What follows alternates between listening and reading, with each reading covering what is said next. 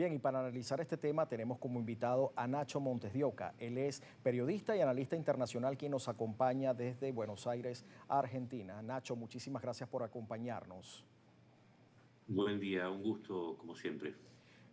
Gracias. Nacho, Israel abrió recientemente el cruce de Rafah entre Egipto y Gaza en ambas direcciones tras casi 2 décadas. Pero, ¿qué es Rafah y por qué resulta tan importante este enclave para Israel? Para entenderlo hay que observar el mapa de Gaza y entender que la franja está rodeada en el norte por el mar Mediterráneo, en dos de sus lados por Israel, y el paso de Rafah es justamente el que comunica con Egipto, pero aquí hay que también mirar los mapas actualizados. Para llegar al paso de Rafah hay que pasar antes por la zona controlada por Israel.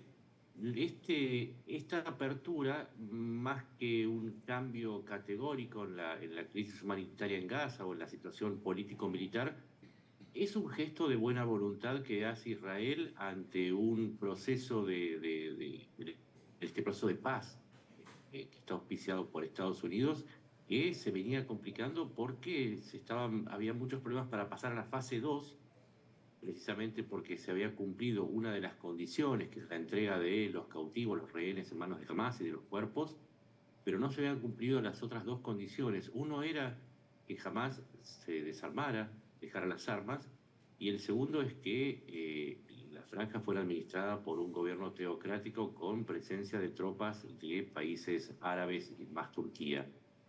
De manera que lo que tenemos hoy es un gesto simbólico importante de parte de Israel, que hasta este momento había sido acusada de intransigente, pero que con este gesto está tratando de destrabar una situación que está bastante complicada.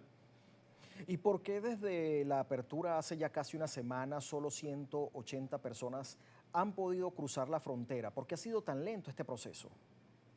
Precisamente porque justamente en la zona adyacente a la frontera con Egipto es una zona controlada por Israel.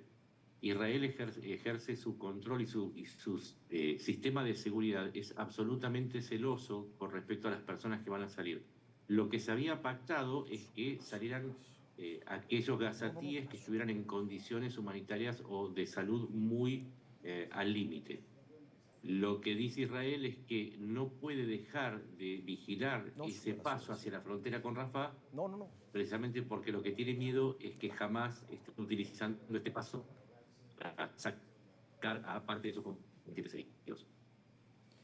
¿Y cuál es tu lectura con respecto a esto? ¿Israel permitiría que esto siga fluyendo o habrá en cualquier momento un cierre de este paso fronterizo?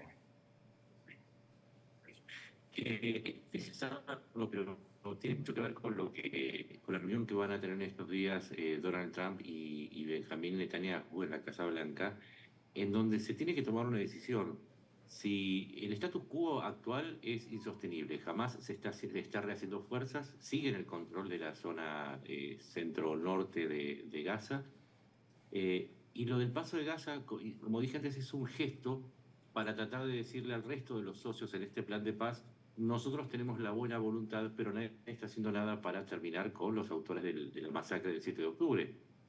Acá el factor disruptivo es Hamas, ¿sí? Y esta apertura del paso de Gaza es un mensaje diciendo: nosotros estamos dispuestos, tenemos la buena voluntad para seguir adelante con el plan de paz, pero hay que hacer algo con respecto a Hamas. Insisto, antes del 7 de octubre jamás tenía 38.000 combatientes. Hoy se estima que con los nuevos enrolamientos producto de los ataques de Israel, los ataques de Israel han ayudado mucho a que jamás rehaga sus fuerzas, hoy están en torno a los 32.000 combatientes. Entonces, jamás sigue siendo un problema, y si no se lo soluciona con estos gestos no va a alcanzar. Se necesita llegar a una solución, básicamente, no solamente la apertura del plan de Gaza. Y digamos algo más: hay 1 millón de gazatíes en una situación desesperante.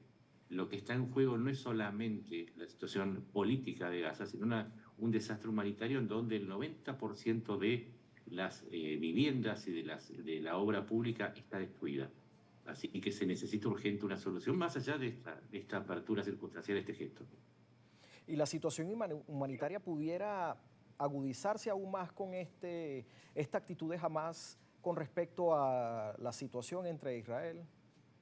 Es una muy buena, es que es la pregunta necesaria, porque hablábamos de Hamas. Donde está Hamas, la ayuda humanitaria es apropiada, ¿sí? Por el grupo terrorista. Ya han aniquilado a grupos como Al-Shabaab y otros que intentaron una rebelión contra el poder de Hamas. En la medida que llega esa ayuda, ellos las distribuyen entre sus partidarios, entre los clanes que le obedecen. Y a partir de ahí, la situación de muchos gazatíes que no acuerdan o sus familias no acuerdan con Hamas se vuelve aún peor. El problema es Ujú. que la ayuda llega poca, ¿sí? No está llegando lo que debería llegar justamente por los Mira, controles tanto de Israel como de Egipto, esto hay que decirlo, ¿no? Pero lo poco que llega después es apropiado por Hamas. Siempre cuando analizamos la ecuación, en todo momento aparece Hamas como un factor disruptivo y un factor problemático. Y de eso es lo que van a hablar precisamente Trump y Netanyahu. ¿Qué hacer con Hamas? Que es algo que está pendiente desde hace ya casi 2 años. bien, muchísimas gracias Nacho por excelente análisis con respecto a la apertura del paso fronterizo entre Gaza y Egipto por Israel. Era Nacho Montes de Oca quien nos acompañaba desde Buenos Aires analizando este tema. Gracias Nacho. Es momento de marcar nuestra segunda pausa y al regreso venimos con más información.